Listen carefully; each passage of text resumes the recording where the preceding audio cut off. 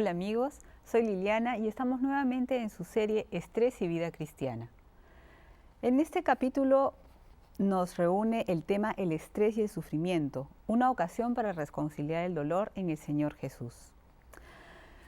Muchas veces nos encontramos con que en este proceso de estrés hay diferentes etapas. Definitivamente, al llamarlo un proceso, vislumbramos que hay una etapa, por lo menos desde la persona que lo está viviendo, en la cual no ha tenido mucha conciencia de su situación, hasta que evidentemente se detiene y dice que o se está enfermando o ya no da más, o simplemente reconoce la fragilidad propia y reconoce que necesita ayuda. En este momento de pedir ayuda, que como comentaba en otros capítulos, muchas veces es cuando ya se ha dejado pasar negligentemente mucho tiempo, es en este momento entonces donde la persona toma una decisión de acudir, ya sea un psicólogo, a veces van directamente al médico, que es quien lo remite al psicólogo, de recurrir a una ayuda externa, sí, porque simplemente percibe que los recursos propios no son suficientes. Bien, entonces en esta situación es cuando empieza, si quieren, el camino de vuelta a casa, entendiéndose como la vuelta a la salud, al encuentro con uno mismo, o a una situación incluso mejor, donde uno se ha fortalecido y donde después de una situación estresante puede salir incluso mejor de lo que estaba antes. Pero hay un obstáculo que permanentemente se presenta y es el rechazo al dolor, la dificultad para poder vivir con el dolor, el sufrimiento que puede implicar el desgaste de estar estresado. Y me parece importante y relevante porque desde el momento en que la persona toma conciencia, es también un momento donde acepta que está sufriendo, que se encuentra extenuado, fatigado, sin fuerzas, y no solamente físicas. No es solamente los síntomas que hemos mencionado, que pueden ir desde insomnio, angustia, ansiedad, bajo ánimo, falta de energía, o una serie de problemas psicosomáticos que pueden exacerbarse en ese momento, sino también a nivel psicológico, poca objetividad, falla la memoria, dificultad para concentrarse, tendencia mayor incluso al subjetivismo o al desmanejo emocional.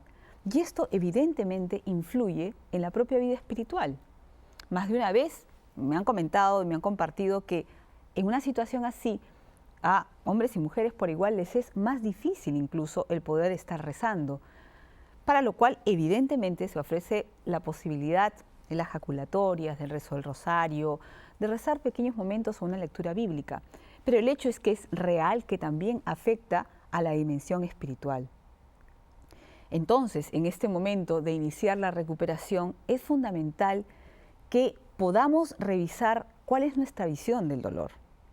Y esto se los digo porque en el camino de recuperación, los vaivenes, los avances y retrocesos son muy frecuentes. Y muchas veces porque se tiende nuevamente a querer rechazar, porque se es impaciente y porque uno ya quisiera que, habiendo reconocido que uno está estresado, la solución se dé de manera inmediata o a veces incluso hasta mágica. ¿Qué visión tenemos del dolor? En un mundo actual como en el cual vivimos, puede no hablarse explícitamente de huirle al dolor, pero sabemos, y si no hemos tomado conciencia, observemos un poco, que al estar propiciando un culto al bienestar, al hedonismo, al placer, al no incomodarse por una serie de cosas, ya se está anunciando un rechazo al dolor, al esfuerzo, al sufrimiento. ¿Qué tenemos nosotros que decir ante ello? ¿Acaso nosotros también muchas veces no tenemos una visión evasiva ante el sufrimiento? Evidentemente, no vamos a proclamar el sufrir por el sufrir. Definitivamente sufrir por sufrir no es humano. Pero nosotros cristianos sí tenemos no solamente una respuesta, sino una visión profunda de lo que puede significar el dolor en nuestras vidas. Cuando uno atraviesa una situación en la cual definitivamente se está sufriendo a todo nivel, como lo he descrito hace un rato, es necesario en primer lugar aceptar la propia fragilidad. Y en segundo lugar, empezar a cultivar la paciencia esperanzada. Al empezar a tomar una serie de cambios en la propia vida, ya sea un poco más de descanso, cambiar el horario, empezar a retomar nuestra relación con Dios, empezar a retomar la capacidad de introspección con uno mismo, empezar a cultivar nuevamente las relaciones con los seres queridos y significativos en nuestra vida, no necesariamente va a significar que los síntomas desaparezcan. Incluso tomando también la ayuda de una medicación adecuada, evidentemente dada por un médico que conozca muy bien la situación del paciente, pero teniendo todos los elementos cubiertos, los que hemos ido mencionando en otros capítulos, sí se presenta el hecho de que hay pequeños avances, pequeñas mejoras que a veces pueden durar días. Y luego nuevamente reaparece el malestar, el síntoma, esa noche que no pudo dormir, a pesar de estar tomando, como les digo, todas las medidas ahora sí necesarias. Y la persona empieza a impacientarse y muchas veces a desalentarse. Es allí cuando me preguntan, ¿siempre va a ser así? ¿Es que acaso nunca voy a poder ser como antes? ¿Es que me he quedado así para siempre? Son ideas que humanamente se comprenden en un proceso de recuperación, pero que en el caso del estrés son sumamente perniciosas, porque justamente la persona, al estar expuesta a una situación de desgaste, de desmanejo, de descontrol, al volver a tratar de tomar, si se quiere, el señorío de sí mismo, la dirección de su vida, en estas idas y venidas, para volverse a agotar, ya no va a necesitar todo el monto o la presión a las dificultades anteriores, sino que va a bastar simplemente con pequeños estímulos. Vamos a un ejemplo. Si es que hace unos meses necesitaba que efectivamente fuera un mal día, que hubieran problemas, que de repente hubiera estado sobrecargado de trabajo y que además se ha estado descuidando y dejó de hacer deporte y en la noche tuvo un insomnio, si es que eso entraba dentro del cuadro que estaba consintiendo como estresante, aún sin tomar ninguna medida, sino que en la noche decía, claro, he tenido el insomnio, pero entiendo que me ha pasado por esto y el otro. Ahora, en este proceso de recuperación, de repente no van a aparecer ninguno de esos posibles motivos, ninguna de esas causas. Entonces la persona se desorienta, porque te dice, no entiendo. Ya estoy tomando medicación, estoy haciendo deporte, me estoy cuidando, estoy cultivando mi vida espiritual, estoy reestructurando todo, muchas veces lo dicen tal cual, estoy haciendo lo que me están diciendo. ¿Por qué entonces reaparece? A veces pareciera al azar nuevamente estos síntomas. O de repente con un poquito de esfuerzo ya nuevamente aparece el síntoma del insomnio, dolor de cabeza o lo que se llame, con mucha fuerza. Y es entonces cuando necesitamos aprovechar de la experiencia de otros y de ir ganando paciencia. Esto sucede, nosotros no somos máquinas, somos personas. Comprendan ustedes que han sido muchas veces meses de haber estado desmanejados, exigiéndose o si se quiere sobreexigiéndose, y muchísimos son los casos donde ha habido una negligencia hace bastante rato ya. Por lo tanto, al momento de tener todas las medidas o todas las precauciones necesarias para una recuperación, no esperemos que los efectos sean inmediatos. El organismo toma su tiempo en recuperarse. Y no solamente a un nivel, como les repito, físico, sino como personas. Hay una especie de, si se quiere, parafraseando a Dabrowski, un polaco, un psicólogo polaco muy interesante, que planteaba la desintegración positiva, una desintegración en crisis para poder reestructurarse de una mejor manera. Toda la visión de ocasión para sacar partido y crecer más ante la situación. Pues bien, esto toma un tiempo, es un camino. Y es aquí donde creo yo que es necesario, a pesar de un mundo que evade el dolor, que rechaza el sufrimiento, que plantea cualquier solución al costo que sea para mitigar cualquier situación de malestar, es necesario que nosotros como cristianos aprovechemos justamente la visión mucho más rica y mucho más profunda que tenemos del sentido del dolor. En primer lugar, el mismo Señor Jesús es quien nos va a mostrar la visión y la posibilidad de asociarnos a su cruz. Él muere en una cruz, nos salva en una cruz. Como les decía hace unos minutos, sufrir por sufrir no tiene sentido. Pero sufrir en la cruz con el Señor Jesús, claro que lo tiene, porque Él se está entregando a toda la humanidad en un acto de amor. ¿Cómo así entonces podría uno asociarse al Señor en esta situación que exige paciencia, pequeñas mortificaciones, confianza en que sí se va a salir adelante? ¿Cómo así asociarnos al Señor? Está toda la riqueza de poder ofrecer. Cada día, en esos días que se está replanteando una recuperación, que se están tomando una serie de medidas para poder reconciliar todo aquello que pueda estar afectado por el estrés, van a ser ocasiones de poder ofrecer por el bien de otros.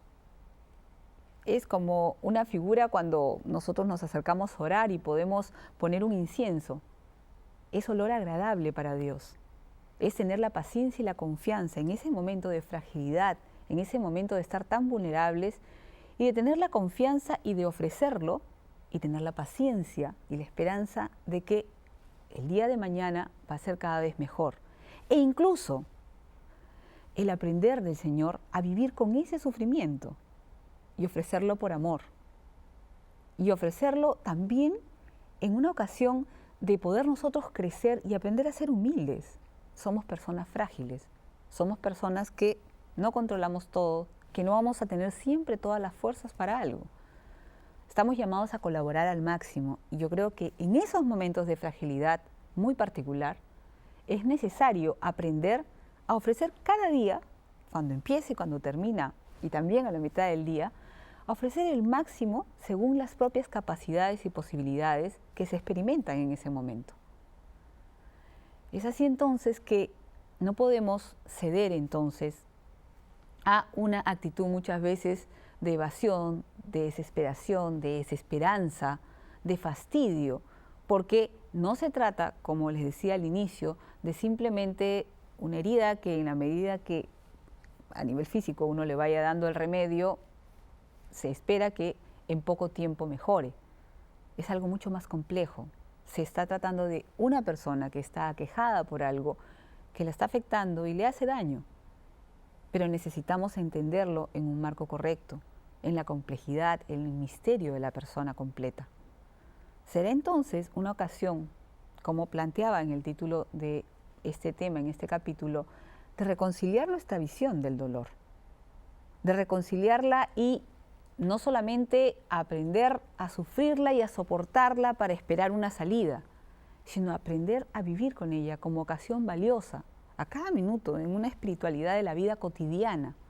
Esa vida cotidiana que tenemos tan constantemente y donde nosotros queremos ser santos, como una ocasión de ofrecimiento, movidos por el amor. Y para compartir justamente también el sufrimiento que en el acto de amor más grande del mundo, el Señor Jesús ha tenido con nosotros. No se vayan, que todavía falta seguir hablando sobre este tema tan importante y fundamental, y nos vemos en unos minutos. Siga con nosotros.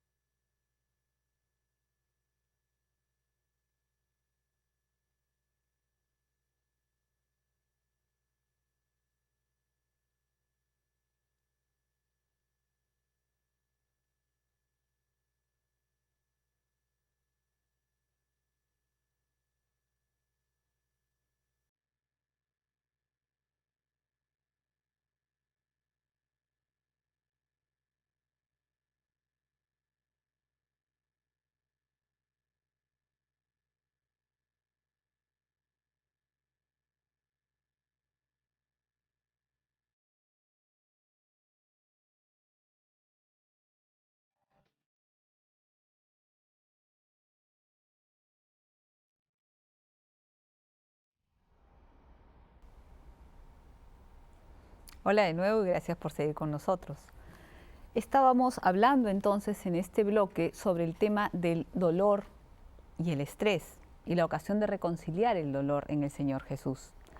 Como mencionaba en el primer bloque, se presenta la preocupación de que en el proceso de recuperación en una persona con estrés, la tendencia a evadir el dolor, el no aceptarlo, el rebelarse, el rechazarlo, puede marcar muchas veces un retroceso en dicha recuperación y es claramente un obstáculo.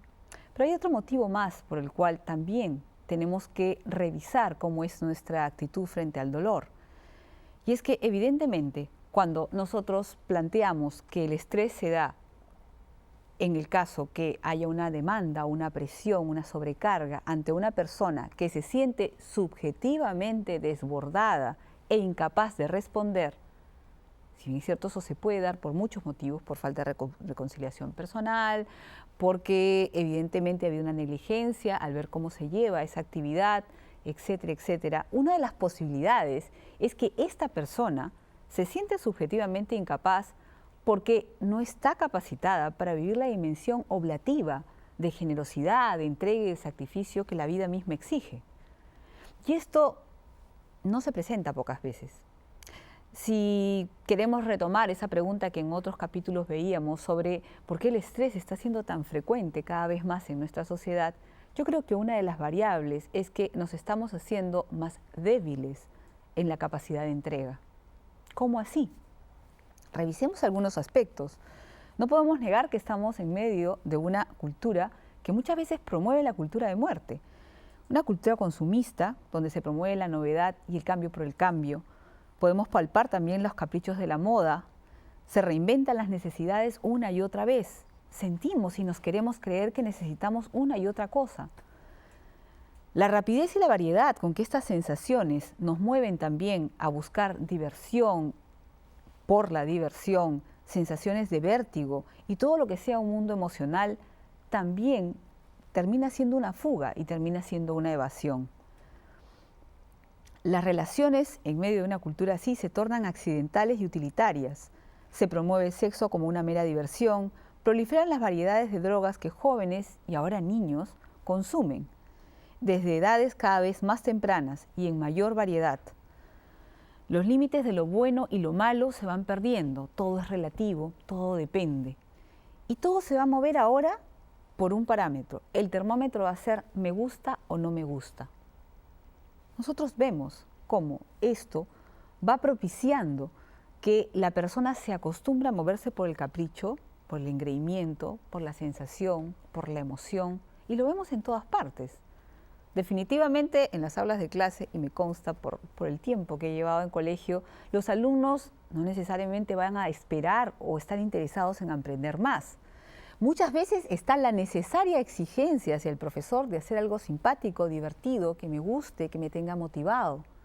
No está mal plantear clases motivadoras, pero definitivamente sí hay un síntoma de la cultura actual donde ya desde niños exigen que se esté dando algo que los motive a nivel sensorial o que los tenga divertidos y entretenidos. Y a veces hasta el objetivo de aprender, el esfuerzo por conseguir cada vez más y más el saber, se va diluyendo. En el ámbito del trabajo también. Se puede trabajar hasta altas horas de la noche, se puede rendir mucho, pero moviéndonos al capricho de nuestros horarios, de lo que nosotros queremos, de exigirnos hasta esta hora y después tomarnos grandes descansos porque estoy muy estresado, o de tener las fugas y compensaciones que mencionábamos en capítulos anteriores. Y en la familia ni qué decir, la sobreprotección, el engreimiento, la falta de límites, la falta de claridad entre lo que está bien y está mal, definitivamente está no modelando, deformando muchas generaciones actualmente. Y si nosotros nos detenemos a ver, se está debilitando la capacidad entonces de esfuerzo, de combatividad, de entrega, de heroicidad en la propia vida. Es entonces que sí nos importa saber cómo es que nosotros realmente estamos afrontando el tema del dolor, el sufrimiento en la exigencia. Veamos ejemplos frente a qué nos puede decir entonces el Señor en torno al dolor y en torno a situaciones que pueden leerse como estresantes. comparado y contrapuesto evidentemente con esta primera revisión de cómo es la actitud hacia el dolor en la cultura de hoy en día. Ya lo dice Eclesiastés, me remito desde antes de la vida del Señor Jesús. ¿Qué le queda a aquel hombre de toda su fatiga y esfuerzo con que se fatigó bajo el sol? Pues todos sus días son dolor y su oficio penar, y ni aun de noche su corazón descansa. Vemos entonces la sabiduría de ver que el dolor y el sufrimiento, el esfuerzo y la fatiga son propios de la vida y no está mal. Por eso es que hablábamos de un estrés positivo, donde fatiga vamos a tener todos. Las ocasiones de exigencia son ocasiones de crecimiento y de madurez personal y de cultivar valores consistentes. Y en el caso del Señor, el mismo Juan Pablo II nos dice en la Salvifici Doloris, Cristo, y pueden leerlos en este momento en su pantalla para aquellos que quieran detenerse más a profundizar, Cristo vence al dolor con el amor. Cristo pasó haciendo el bien y su obrar lo dirigió sobre todo a los enfermos y a los que necesitaban ayuda. Y miren todo lo que hacía el Señor Jesús.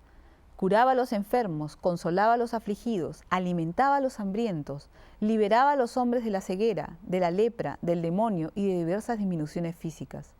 Al mismo tiempo instruía poniendo en el centro de sus enseñanzas las 8 bienaventuranzas, que son dirigidas a los hombres probados por diversos sufrimientos en su vida temporal. Una vida sumamente activa.